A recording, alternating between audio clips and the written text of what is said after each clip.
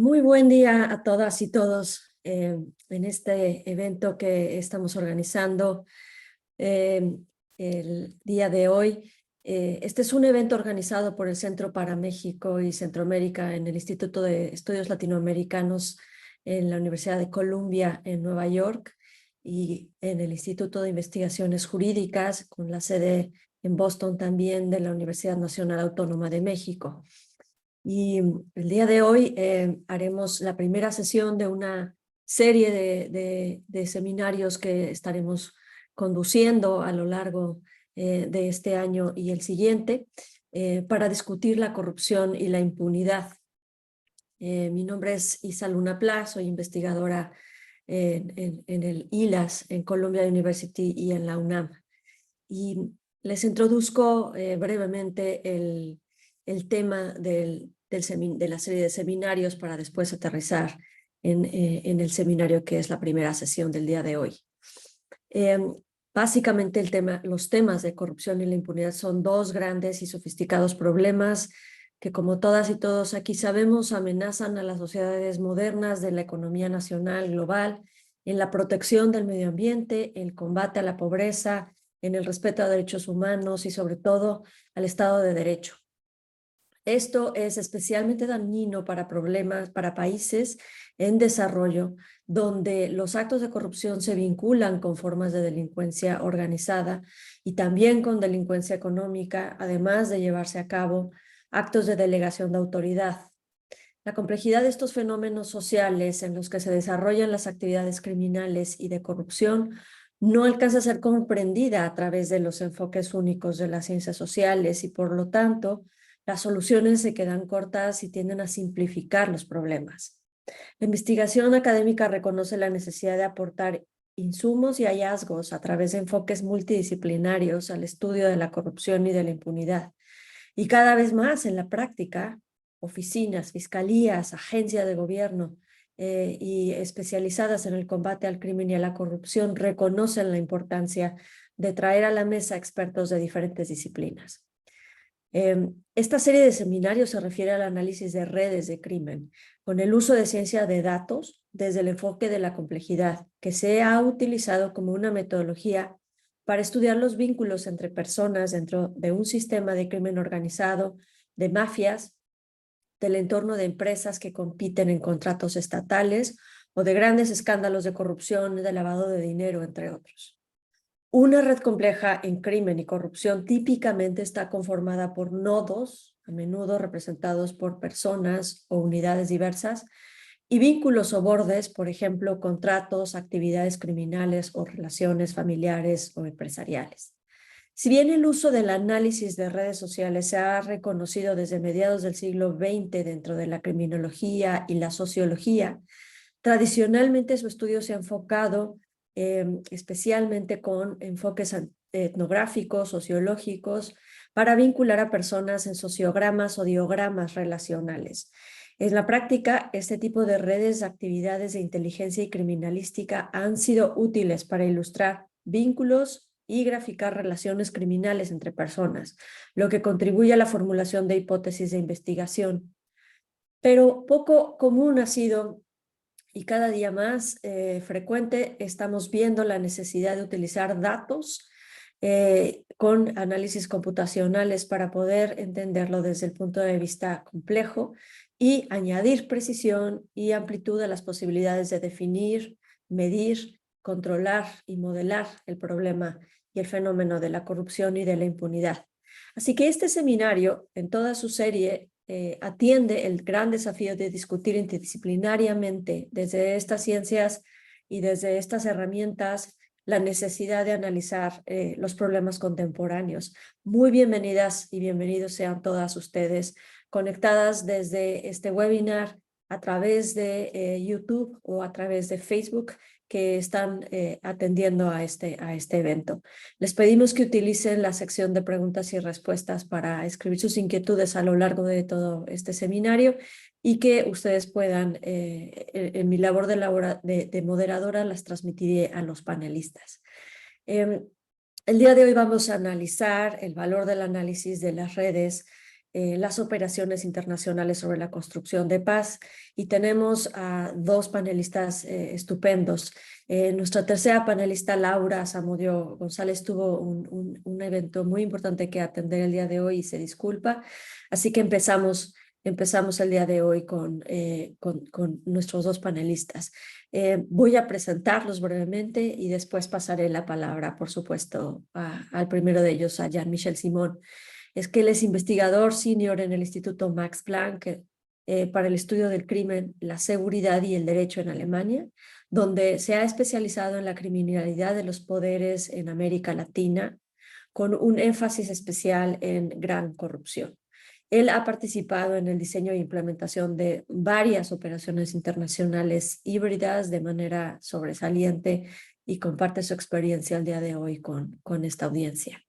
Harald Baxenecker ha vivido por más de 20 años en Guatemala, donde trabajó en temas de paz y reconstrucción del Estado.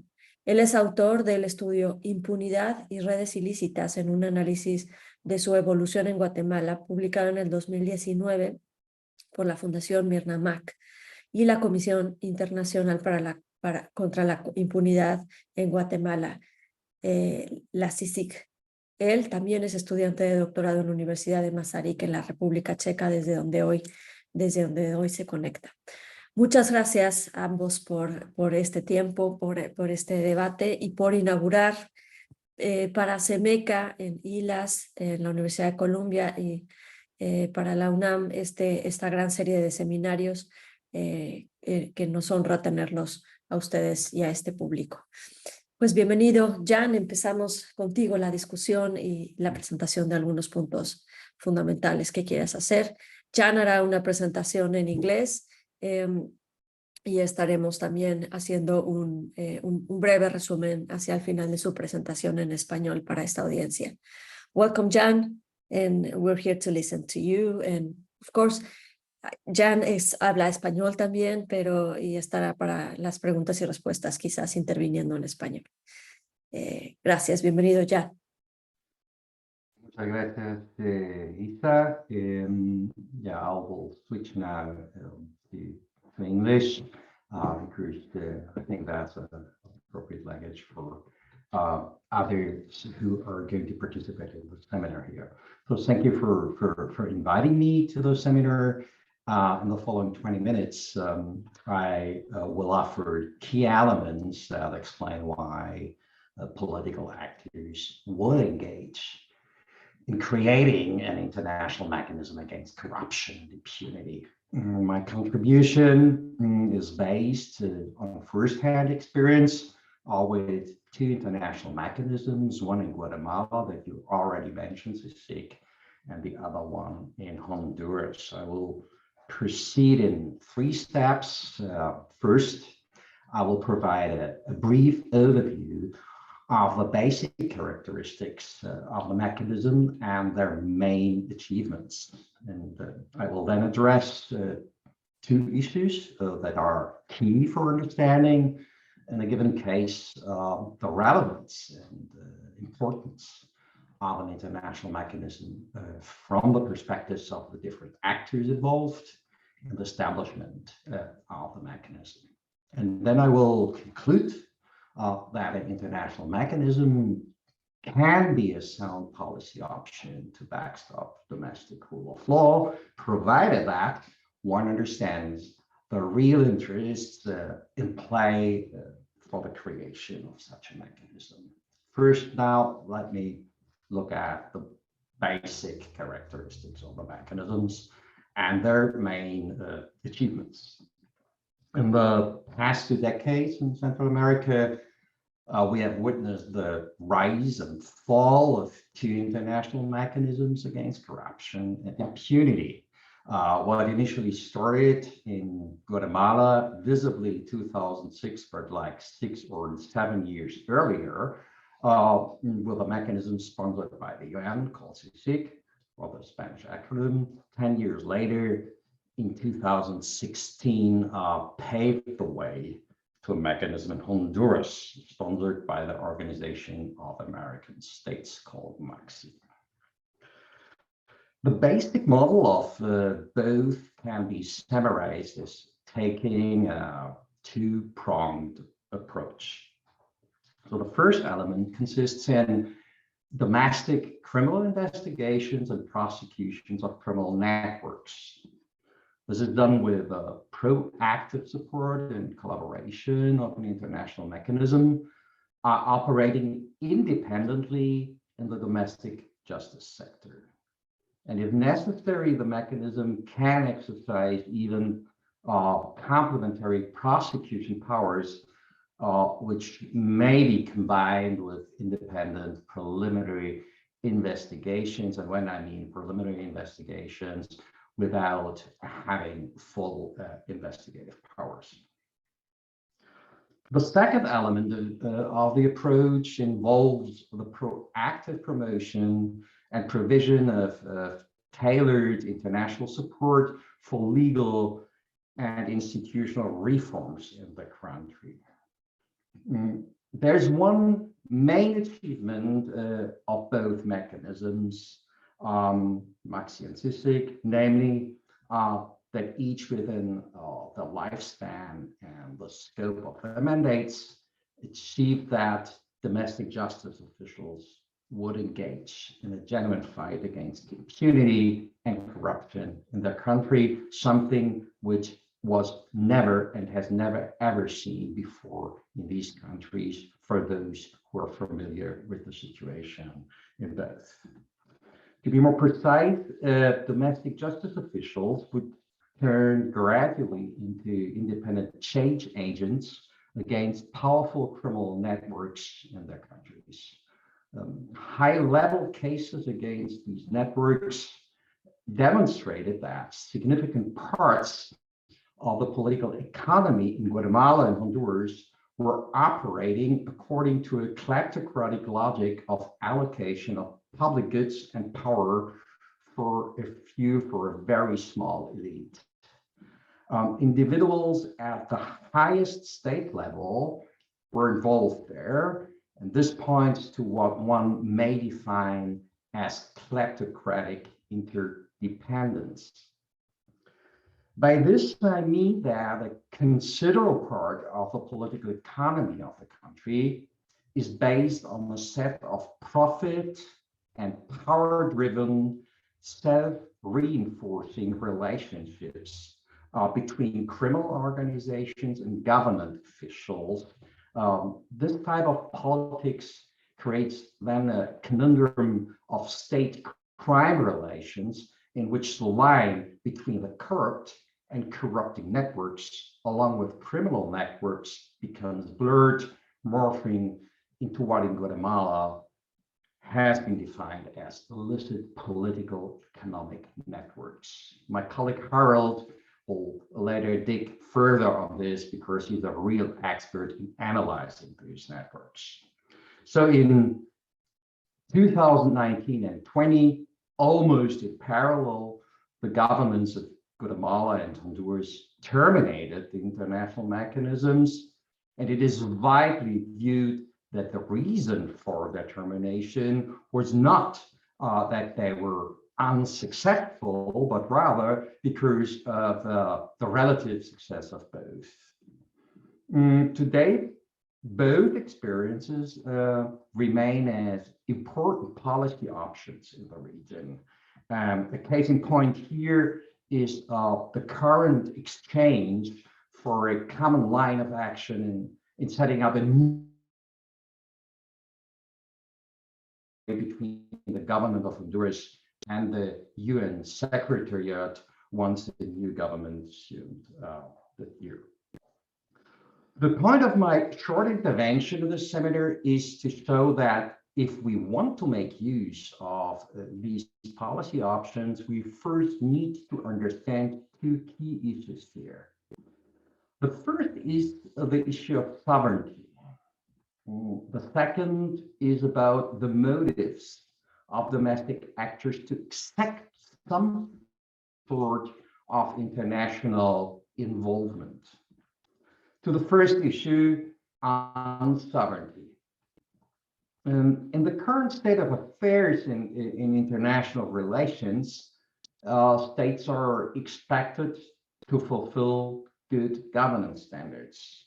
This in terms of rule and of authority, including the respect of human rights, democracy, and the rule of law, and to deliver collective goods, in particular public security and welfare. So serious breaches of this open up a flank to external actors to become involved in the compliance with good governance. This is a basic question of sovereignty, of course. Let's be clear, the fact that a state has or would consent to an external mechanism against corruption and impunity does not exempt discussions on sovereignty, be it during the negotiations or later on. This has been the case with both mechanisms in the past in Guatemala and in Honduras, and it is present today in the current exchange between the government of Honduras and the UN Secretariat for setting up the new mechanism.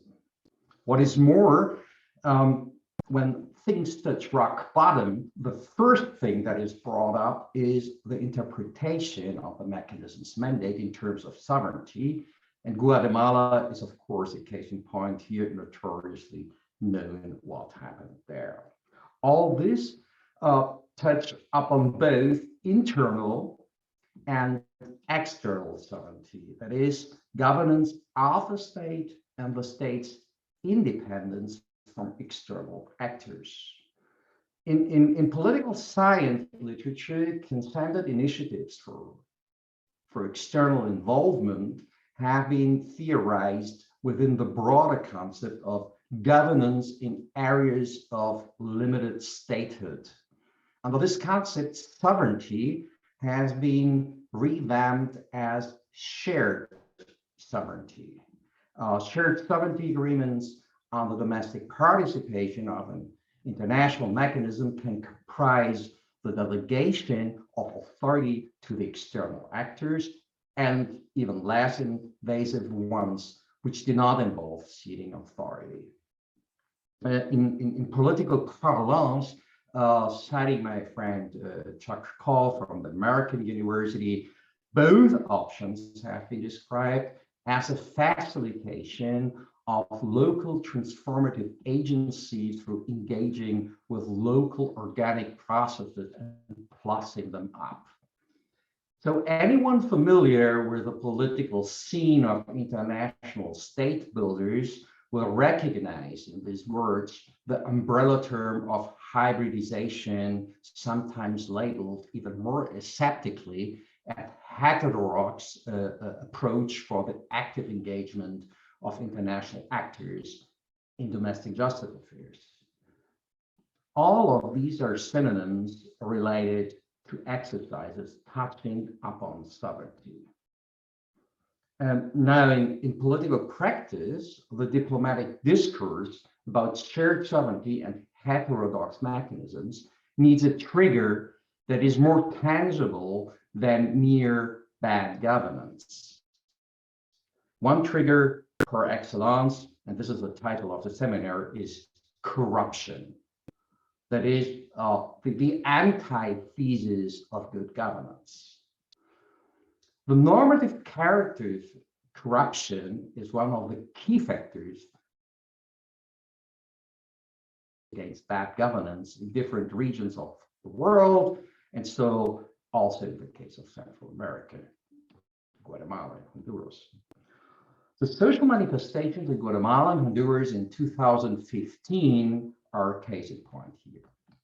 However, there is a more fundamental issue here in between, and it is an issue of governance. Many countries in the region are run by a system of exclusive supply and demand politics.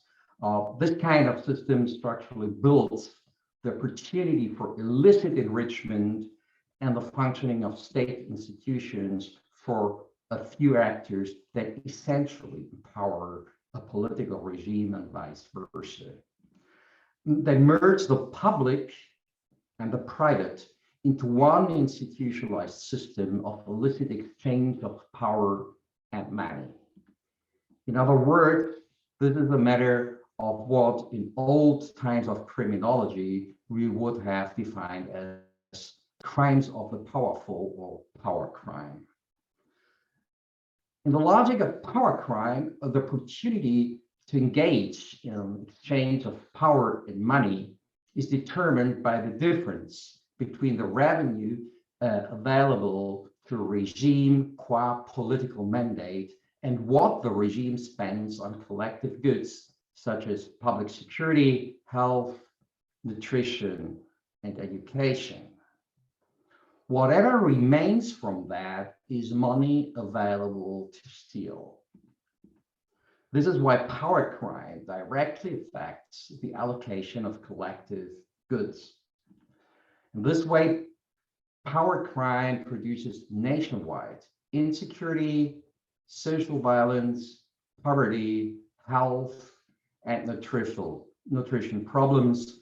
All these phenomena, to those familiar to the situation in Guatemala and Honduras, this is only one case you would find in the region.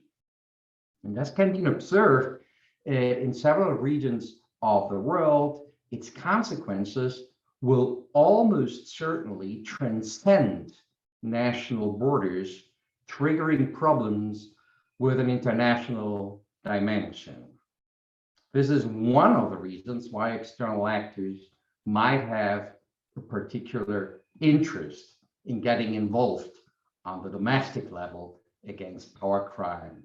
There are, of course, many other factors that come here into the play in these often asymmetrical negotiations and relations when establishing such a mechanism. Looking now at the other side of the coin, why should domestic actors in power under these conditions be interested in having a shared sovereignty deal? We need to differentiate here between three types of scenarios. First, a political system whose rule is not consolidated against power crime. Second, a system of power crime that is not consolidated. And third, a consolidated system of power crime. In a political system whose rule is not consolidated against power crime, actors of change have a vital interest in a shared sovereignty deal. A deal of this kind will certainly have to go beyond mere capacity building if it is not meant to be of mere palliative nature. Instead, the objective of the deal will have to be, to say it in the words of policymakers, plussing up the organic process in the domestic justice sector by empowering the domestic actors of change. This kind of deal can comprise technical advice on cases, but will very probably, to a certain extent, have to include a component of active backstopping of national institutions. The second type of scenario is that of a ruling system of power crime, which is not consolidated, that is, where power is under dispute. Compared to the first type in the scenario, domestic actors will seek quite a different agenda for shared sovereignty deals. This can be explained using a paradox. Not consolidated power crime actors have a paradoxical relationship with governance. Actors of power crime, to cite the co-founder of Inside Crime, Steve Dudley, need parts of the state to be relatively strong and protect them and their businesses from rivals. And they need parts of the state to be weak to ensure that they can continually mold the laws to their needs, use security forces and legal measures to attack rivals, and commit transgressions with impunity. In hindsight, one who is familiar to the situation in Guatemala can say that this tactic was part of the motives of some powerful actors in Guatemala that supported the government to create the international mechanism in the country under the auspices of the UN. What the domestic actors in Guatemala did not foresee at the time of the signature was that the external actor they contracted to counter their rivals did not stop at this, but went further by eventually turning its sights on them.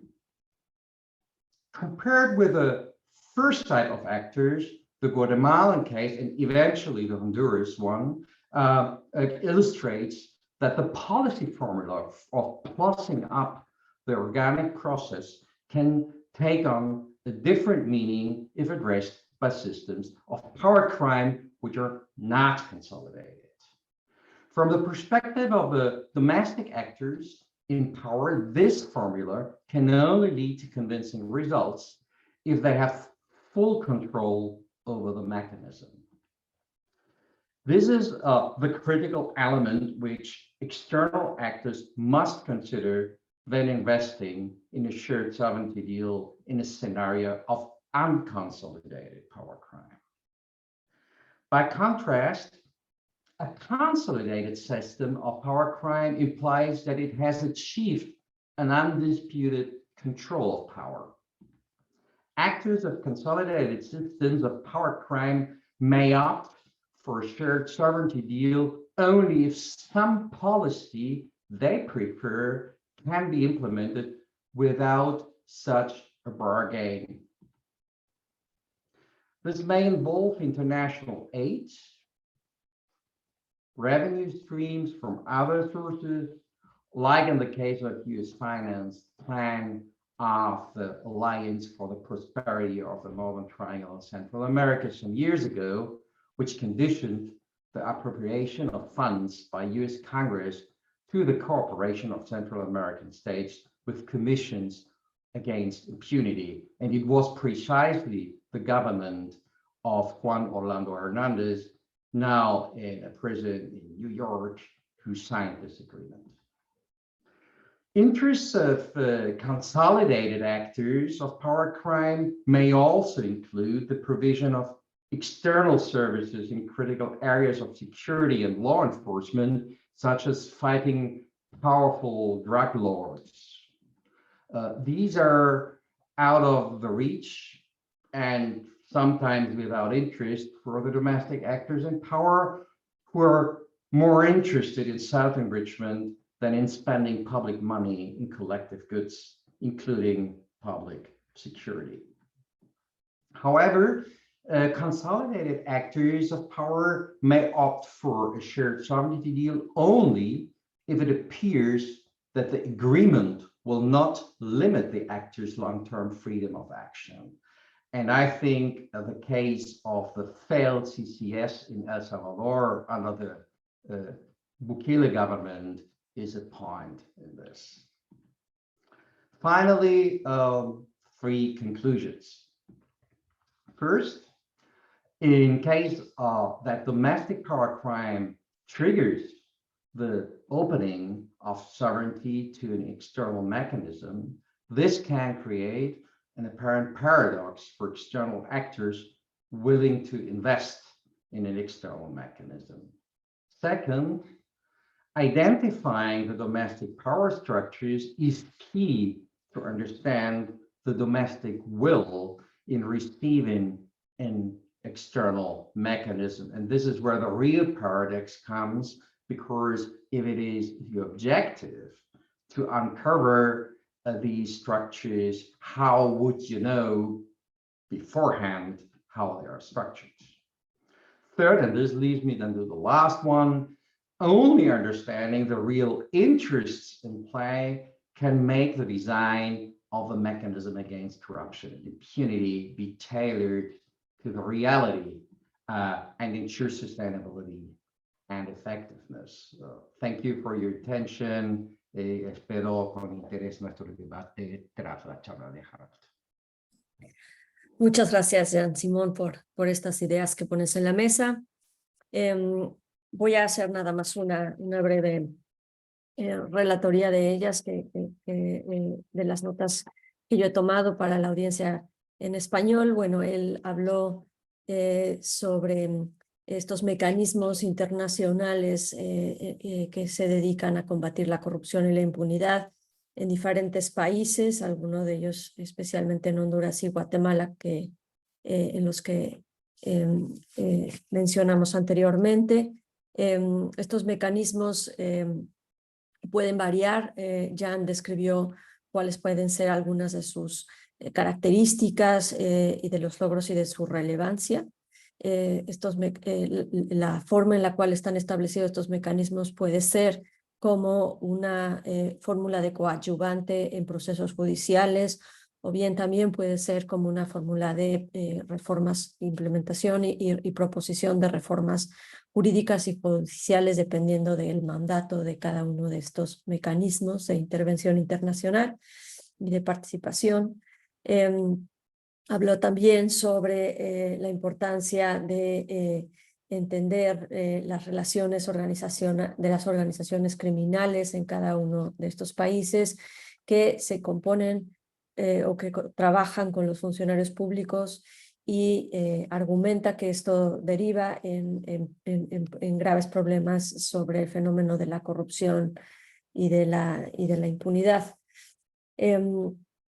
Él ha definido un término que es usado en la criminología, que es el poder criminal, y para Jan Simón el nivel que tiene este poder criminal consolidado o no con el sistema de derecho o el Estado, de eso dependerá también los acuerdos de la intervención internacional y la forma en la cual podrá llevarse a cabo el intercambio o el trato de cosoberanía entre el Estado y la organización internacional. Jan resaltó que dentro de este tipo de mecanismos existe lo que en ciencias sociales se le ha llamado como un tipo de soberanía compartida, y que da por sentado que los estados, al aceptar este tipo de mecanismos, asientan también que estarán garantizando la gobernabilidad, la seguridad y el bienestar doméstico, comprometiéndose a los acuerdos de estas intervenciones. Él argumentó que en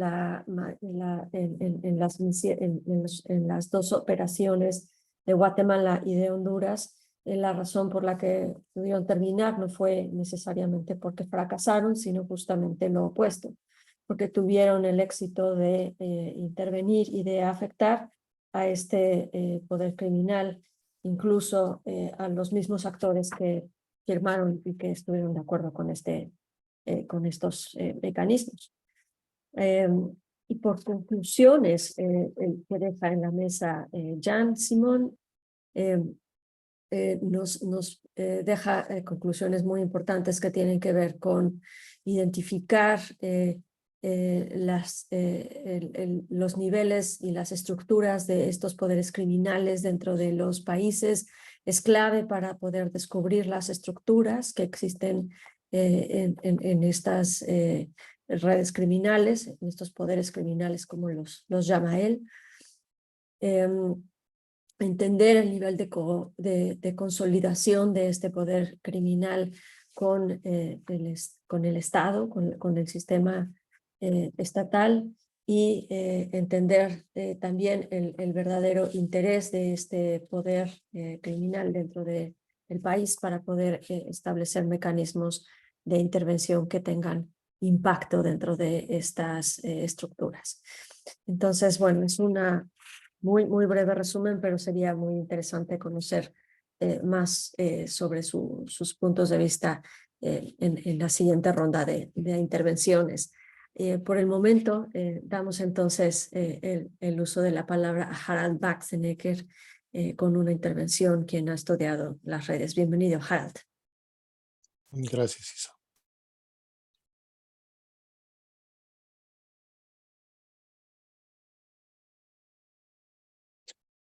Bien, muchas gracias. Gracias por la invitación. Al preparar la exposición me puse en el papel de analista de redes para compartir pensamientos, experiencias y sobre todo también desafíos que veo en relación a estos fenómenos de corrupción, impunidad y las misiones internacionales. Y quiero abordarlo también desde el punto de vista de la complejidad y de un paper de Isa y José. Tomé estas citas que precisamente son lo que ya se enfatizó en la complejidad, que la corrupción y estos fenómenos criminales afectan toda la sociedad y por lo tanto es necesario abordarlo desde ese punto de vista de la complejidad. Y el gran desafío que tenemos desde la sociedad, la investigación criminal o la academia es ver cómo se definen, cómo se miden, cómo se predicen o controlan esos fenómenos. Entonces, desde ese punto de vista, quiero abordar dos preguntas. Uno, ¿cómo puede aportar el análisis de redes a esta tarea?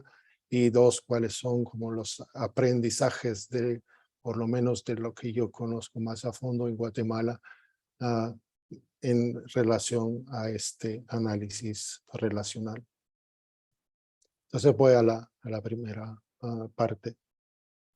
Y primero quizás la discusión conceptual y creo que desde el punto de vista de las comisiones internacionales es importante ir un poco hacia la historia, desde dónde vienen los conceptos que se han manejado en torno a esa problemática. Y ahí hay que ir concretamente al acuerdo sobre derechos humanos en el año 94, donde se nombra el problema de los cuerpos ilegales y aparatos clandestinos de seguridad en Guatemala. Es un fenómeno muy vinculado a las estructuras militares, paramilitares, que operaron durante la guerra pues en zonas grises y en la clandestinidad para pues asesinar a opositores políticos, pero también que se financiaban ya desde entonces a partir de mecanismos paralelos corruptos desde dentro y fuera del Estado. Entonces, ese concepto también fue el que después de la firma de los acuerdos de paz en el 96 se retomó al ver que los acuerdos no resolvían esa situación, que estos aparatos y estos cuerpos clandestinos seguían operando en el país. Y es así como se llegó a la firma del acuerdo de la CICIG en el 2006, con esta lógica de entenderlos como estos aparatos vinculados al Estado. Ya en operación, la CICIG pues propone el siguiente concepto de las redes político-económicas ilícitas, como también entidades que no son ni gubernamentales ni privadas, son adaptativas, son mixtas, se desplazan, ¿no? en las zonas grises, lo lícito, lo ilícito, lo formal, lo informal, y apuntan hacia, bueno, el uso indebido del poder, el enriquecimiento ilícito, la producción de impunidad. Y en alguna discusión que hemos tenido también posterior, y en conjunto con Jan, mirando hacia la región centroamericana, veíamos que estas redes ilícitas son un fenómeno compartido en Centroamérica, y ahí enfatizábamos también en la multiplicidad de sujetos económicos, políticos, criminales, militares, estatales, que convergen en función de sus fines propios y que afectan y distorsionan las economías nacionales, las democracias, y que perpetúan la impunidad. A partir de estas reflexiones generales, queda más que claro que estamos ante un fenómeno complejo, y quiero enfatizar en que la complejidad no es la suma de actores. No estamos ante una complejidad solo porque son muchos actores. La complejidad viene a partir de que la actuación en conjunto de los actores nos da un resultado, un fenómeno nuevo. Emergen nuevos patrones, nuevas propiedades a partir de esta acción conjunta. Y es precisamente en esta interacción en el tiempo que también son estructuras que se crean y se auto-recrean en este transcurso. Esa posibilidad de las redes de ser también flexibles y de adaptarse a los cambios hace que son tan resistentes o resilientes ante incluso estas intervenciones internacionales. Y el análisis de redes es, digamos, una herramienta concreta para acercarnos a esta complejidad. Y ahí quiero enfatizar ahorita en dos enfoques diferenciados. Un primer enfoque es en los casos específicos y el segundo enfoque más hacia fenómenos. Y compartir mis experiencias, mis pensamientos, mis desafíos muy propios también en esto. El primer enfoque sobre los casos es, bueno, se descubre o se investiga un caso, se hace público un caso de corrupción y a partir de ahí se abre una ventana de conocer información que podamos utilizar para analizar una red, la interacción entre distintos actores, ¿no?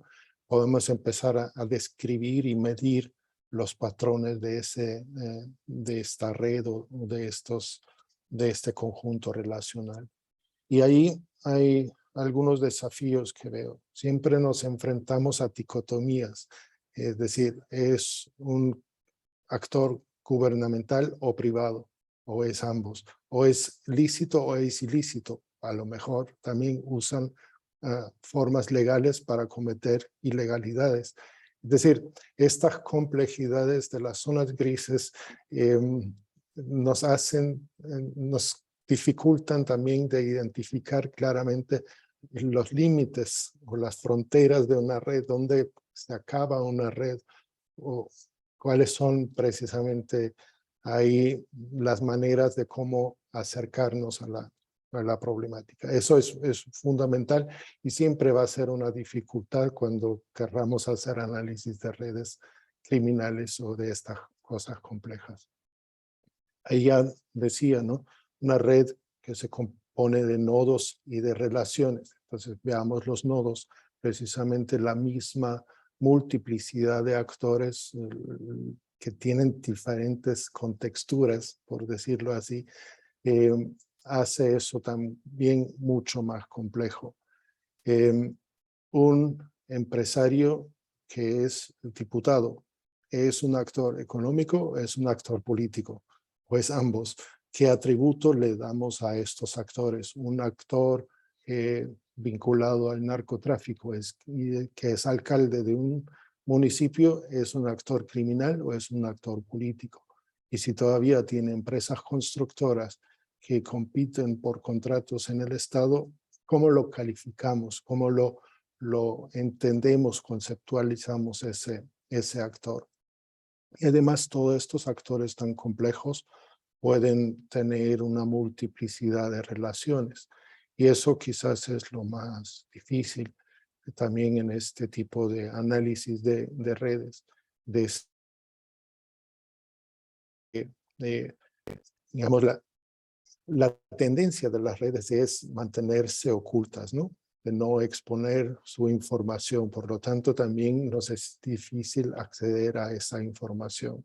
La investigación criminológica de estas comisiones abren una ventana para que podamos conocer algunos detalles, cómo funcionan, cómo se relacionan.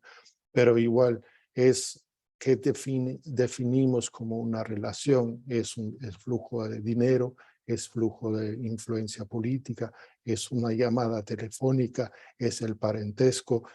¿Cuál es también la característica de las relaciones que vamos a incluir en nuestro análisis? Es decir, todas estas definiciones previas las tenemos que hacer cuando nos acercamos a un caso de análisis.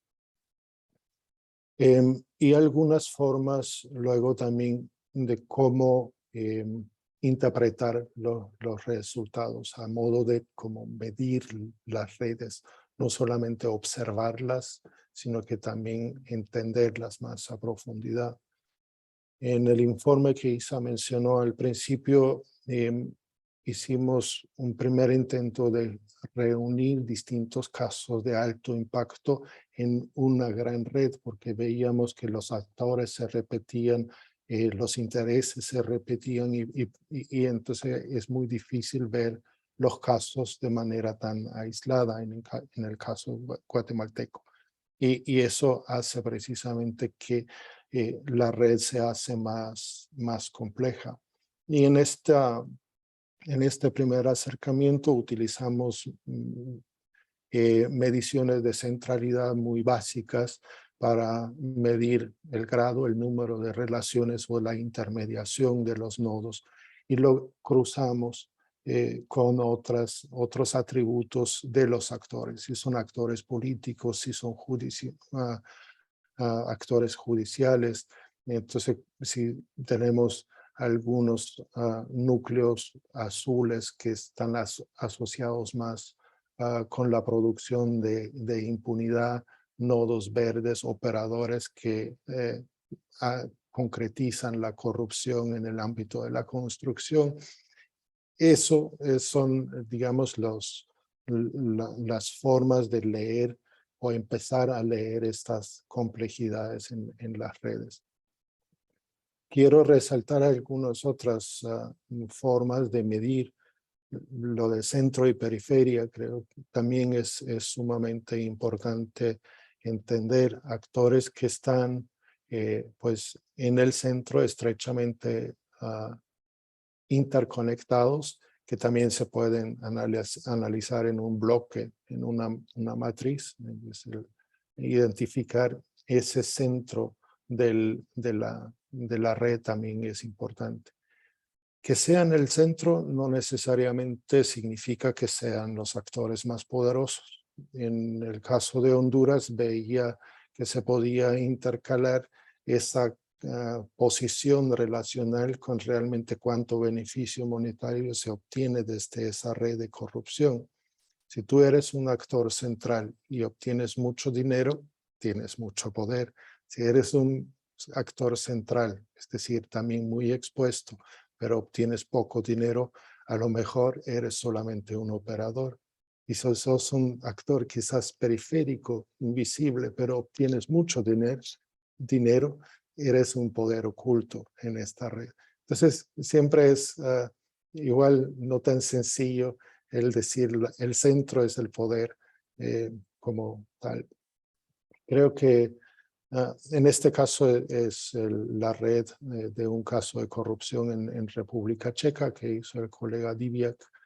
Él también hace un acercamiento a una forma de modelar en tiempo la evolución de redes criminales con este Stochastic Actor Oriented Model.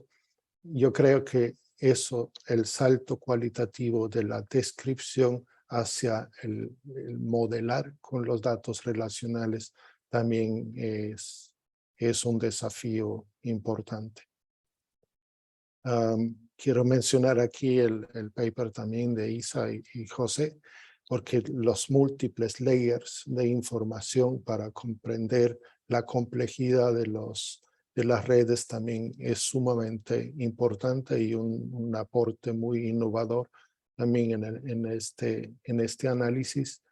Y por último, en un enfoque en detectar los clusters, los communities o subestructuras dentro de las redes. En este caso es el análisis de la influencia indebida en el mecanismo de nombramiento de integrantes de la Corte Suprema de Justicia en Guatemala. Aquí analizamos el comportamiento de votaciones de las personas que integran la comisión y a partir de este comportamiento, las microrelaciones que significa cada voto, identificamos las subestructuras y las negociaciones ocultas en una capa invisible dentro de este mecanismo. Perdón. El segundo enfoque es más hacia fenómenos, es decir, usar más bien Big Data y tratar de analizar dentro de esta gran data fenómenos criminales o irregularidades que podemos leer a partir del análisis de redes. Generalmente para decir cómo medimos corrupción, lo común hasta hoy en día más o menos es utilizar encuestas de percepción o diversos índices, ¿no? El Transparency Index y otros índices que aportan información importante, pero que creo que también desde el análisis de redes se pueden dar saltos y aportar cosas nuevas e interesantes, sobre todo en el ámbito que he experimentado también con esta data de las contrataciones públicas, que hay información accesible y son muchísimas relaciones, ¿no? Cada contrato que una entidad estatal le da a una entidad privada, una empresa privada, es una relación. En el caso de Guatemala, hice un estudio piloto entre 2004 y 2017, 298,000 contratos entre unas 1.500 entidades estatales y 10,000 empresas privadas. Es de diferentes segmentos del mercado, infraestructura, salud, alimentos, transporte, seguridad. Entonces, ese universo es una red, ¿no? Es más o menos esta compleja red durante estos 13, 14 años de análisis. Ahora, ¿qué se puede leer aquí? Yo combiné aquí el análisis relacional para lo que otros llaman el capital social. Es decir, cuál es tu posición relacional y cuál es realmente, en contraste, tu output que alcanzas dentro de este mercado. Es decir, cuál es tu éxito económico. En otras palabras más sencillas, es decir, para ser buen negociante necesitas relaciones, ¿no? Sin relaciones no puedes hacer buenos negocios. Y esto aquí también. Asumimos que si tienes buenas relaciones, tu potencial de tener mucho más ingreso es más alto. Y si esto descuadra, estamos observando irregularidades, ¿no? Si tú no tienes un capital relacional alto, pero tienes un ingreso sumamente alto, es un pico, una irregularidad que marca ese método analítico. Al final, el conjunto de los 300,000 contratos, lo que se lee ahí es que el 9% de empresas son las que registran esas irregularidades, pero estas 9%, ese 9% de empresas afecta el 40% de todos los contratos y se apropia del 49% de todo el volumen ahí en este mercado.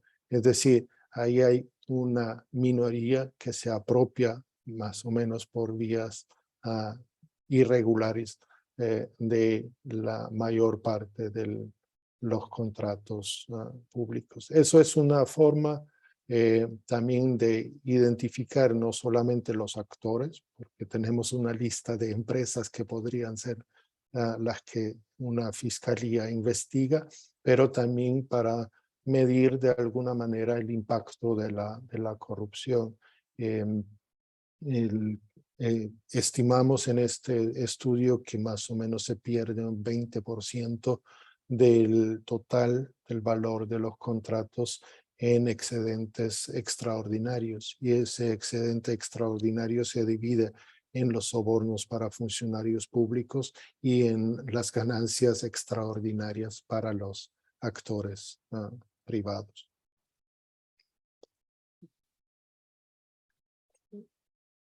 Bien. Salto a la segunda pregunta, porque el tiempo avanza. Los aprendizajes de ese análisis de redes, y me remito de nuevo a la experiencia guatemalteca. Y la experiencia última es esta. Hay una compleja red de muchos actores y casos que interactúan y que han sido capaces de contrarrestar y restaurar su poder en Guatemala, expulsando la CICIG en el 2019, capturando el Ministerio Público, criminalizando a jueces, fiscales, defensores de derechos humanos, recooptando otra institucionalidad muy importante desde el aparatos de seguridad, la Procuraduría de Derechos Humanos, el Tribunal Supremo Electoral, un gran pacto interpartidario en el organismo legislativo y sobre todo la recooptación del organismo judicial. Es decir, han retomado realmente el control y están básicamente también votando los casos judicialmente. Esa experiencia nos enseña que hay un poder sumamente fuerte también para reconstituirse, y a partir de estos aprendizajes, pues hicimos como un inventario cuáles serían, digamos, los enfoques que las comisiones internacionales podrían o deberían tener. Es un gran wish list, ¿no? Ya la negociación política será otra en cuanto a la soberanía. Pero en este sentido aquí la economía asimétrica, la democracia distorsionada y la cooptación de justicia, desde los contratos hasta el financiamiento político ilícito o la cooptación del sistema de justicia, son temas claves. Luego en la conversación podremos profundizar. Muchas gracias. No, al contrario, muchas gracias a ti, Harald. Muy interesantes y muy desafiantes el wish list que pones y estos desafíos. Voy a presentar algunas de las preguntas que tenemos de la audiencia.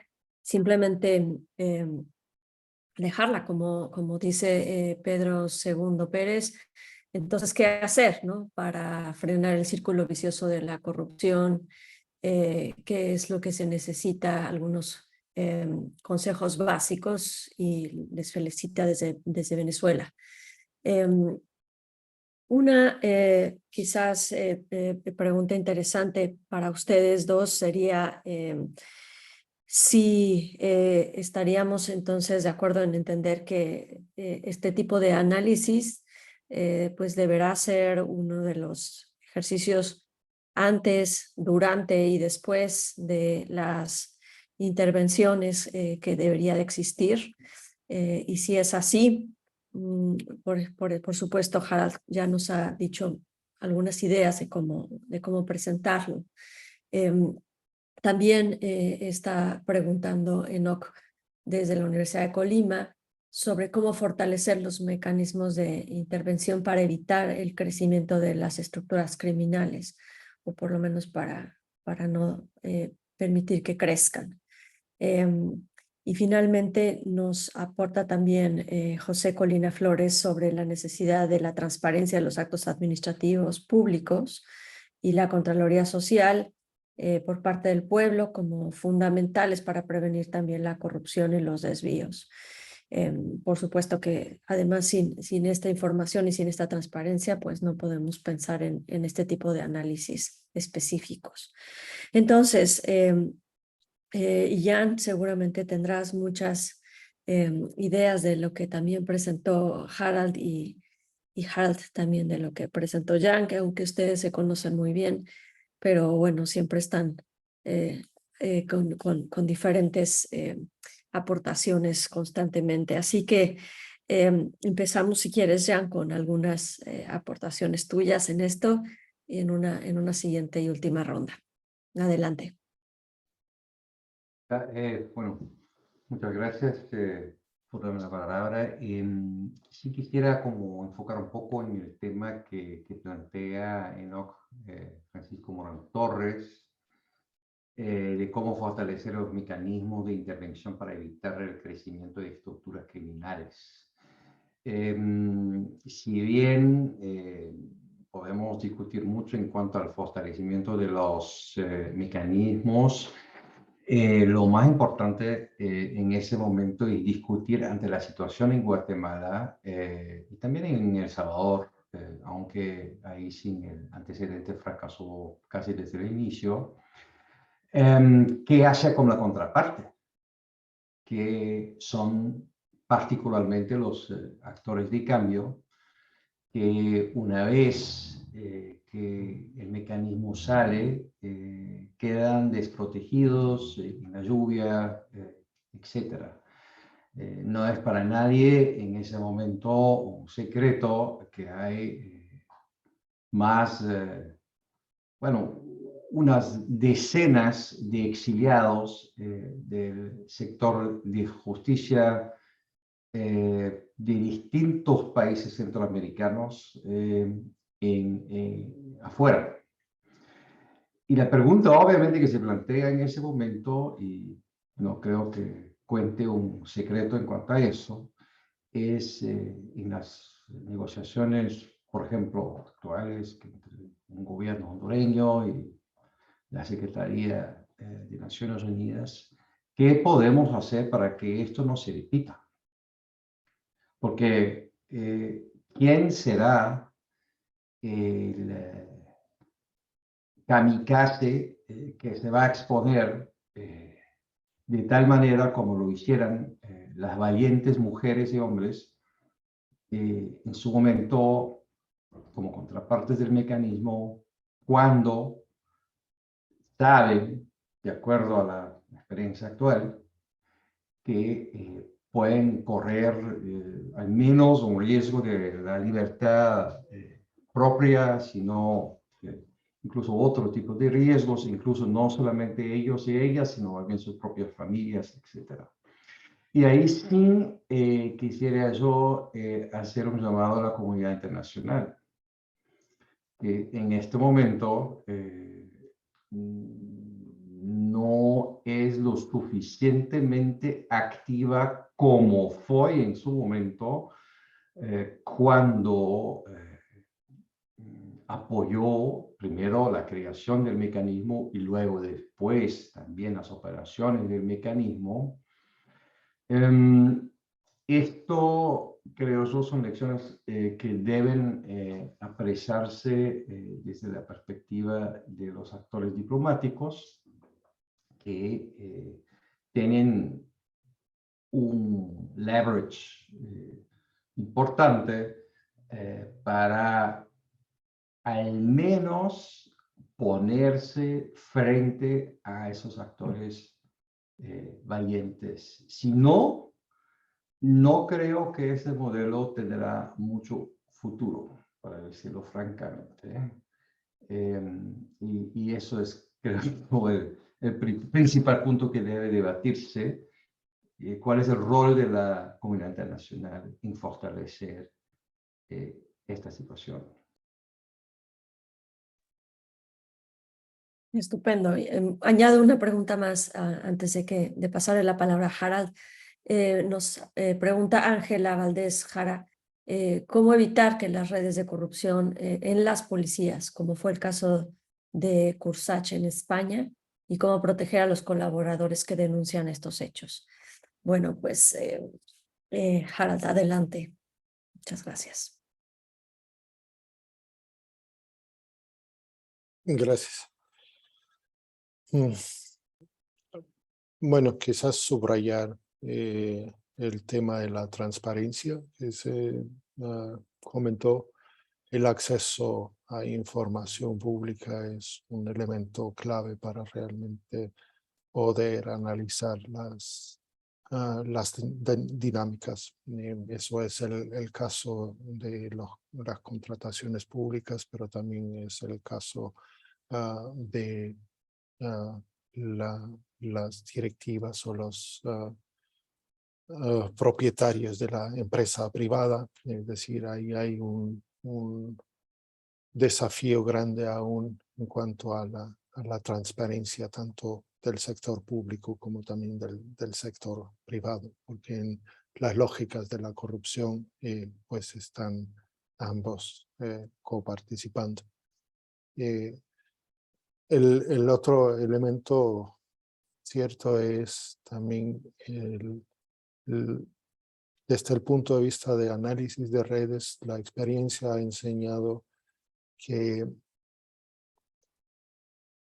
hacer un análisis, por ejemplo, de las contrataciones en una región a nivel de una municipalidad, te aporta interesante información y tú puedes identificar nodos, pero luego realmente al ir a la región y hablar con la gente, te pone como la narrativa a ese análisis y la gente engancha con la información y te dice, claro, este nodo con el otro nodo es porque son compadres o porque es, no sé, alguna relación familiar o algún nexo criminal que hay detrás.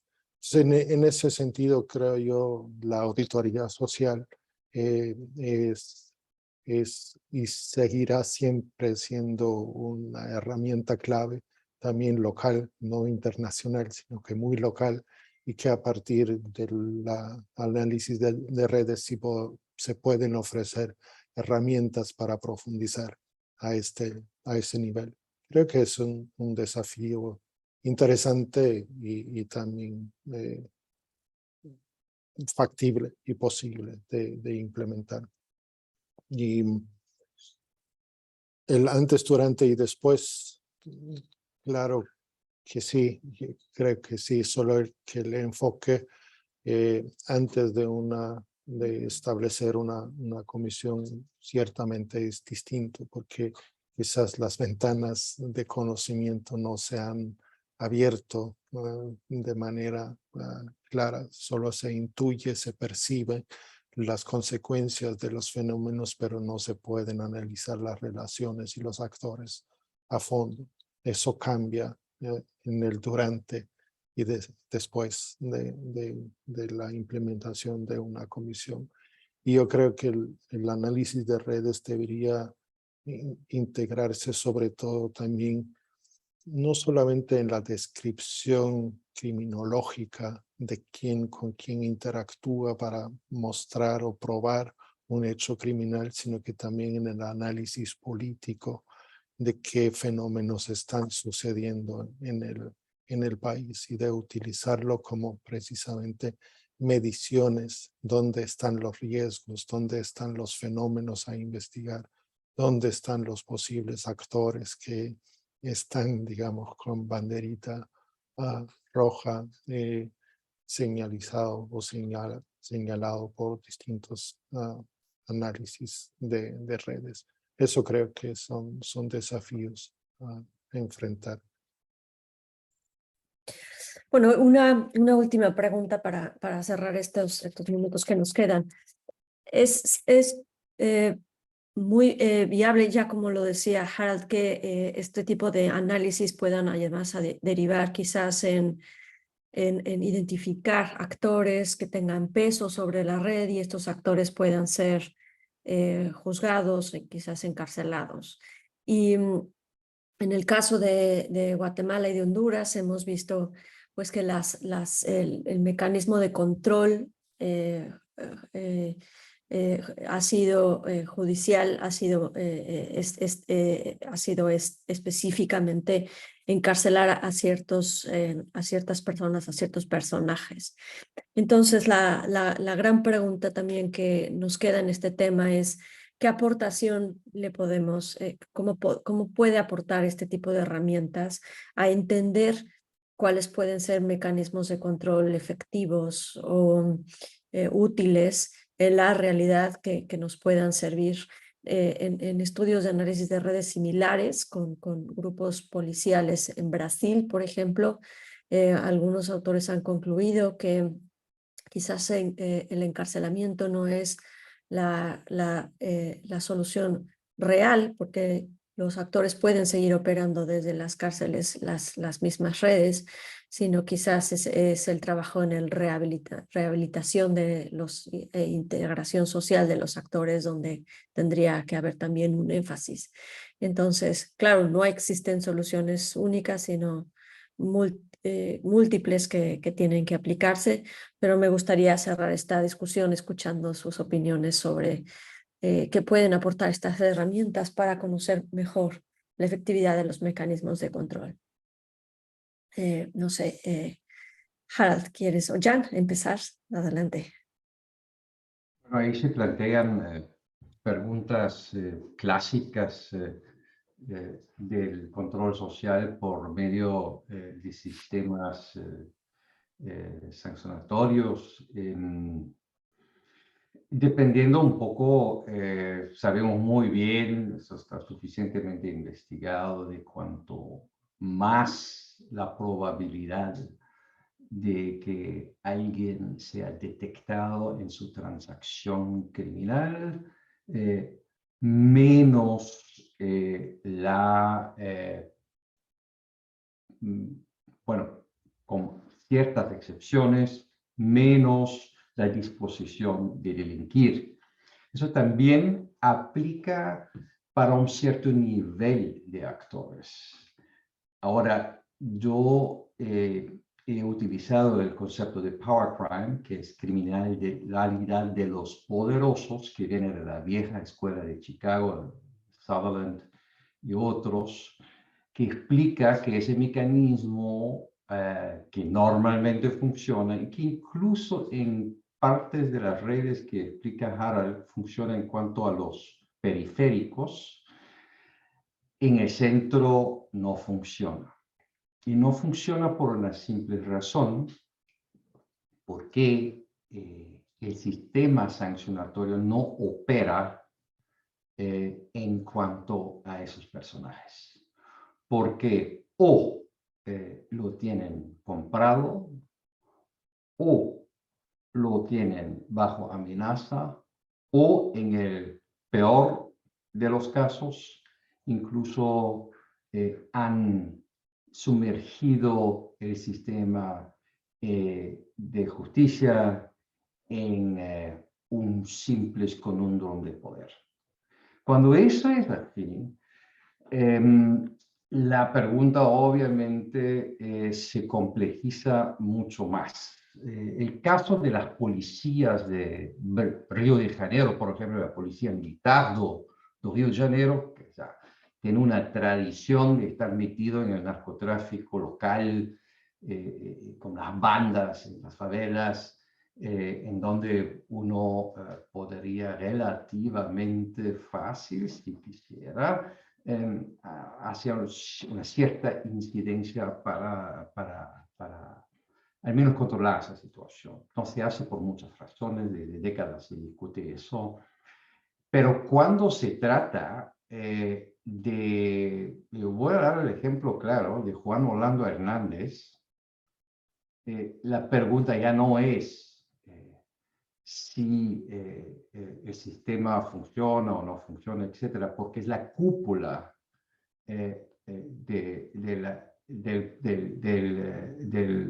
sistema de criminalidad de poder.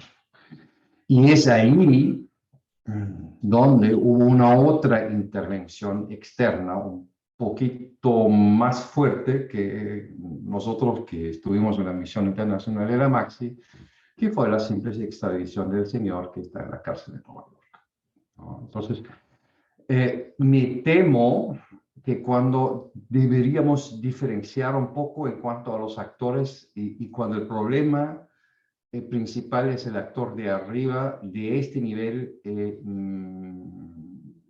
no discutimos los modelos que solamos discutir cuando estamos frente a fenómenos de delincuencia ordinaria. Incluso mucho de lo que Harald describe en las redes, en el fondo es delincuencia ordinaria. El problema es su estructura en la cual es embedded, que hace con que esto no sea delincuencia ordinaria. Estupendo, clarísimo. Harald. Enfatizo quizás en el círculo vicioso. A mayor corrupción hay mayor acumulación económica y también política. Política en el sentido que la corrupción muchas veces financia las campañas electorales y con ello la perpetuidad de estos actores políticos. Y luego esta acumulación también incide en la producción de la impunidad. Con estos tres pilares el círculo vicioso funciona. En Guatemala se apostó mucho a la intervención por el lado de la justicia, ¿no? La investigación criminal y la aplicación de la justicia, pero no se enfatizó tanto en la lógica de este esquema de asimetrías de poder en lo socioeconómico y también de la distorsión del funcionamiento o del sistema democrático. Okay. Entonces ahí creo yo que tiene que ser más bien esta lógica integral de intervención en las varias, en varios niveles, no solamente en un nivel. Pero quizás esto forma parte de mi wish list, ¿no? Y no es tan factible en lo real, pero eso sería una conclusión que yo saco. Pues muy bien, muchas gracias por estas exposiciones, estas ideas y esta primera sesión de la serie de seminarios. Estamos muy agradecidos de que hayan podido participar. Esta sesión se grabó y va a estar disponible también en el canal de ILAS en la Universidad de Columbia en Nueva York.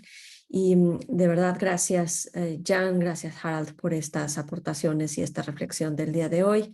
Y también estará desde luego en Facebook, en el canal de Facebook de ILAS y del Instituto de Investigaciones Jurídicas en la UNAM. Bueno, gracias a todas y todos por conectarse el día de hoy y esperemos que haya sido productivo y que haya incentivado varias ideas más.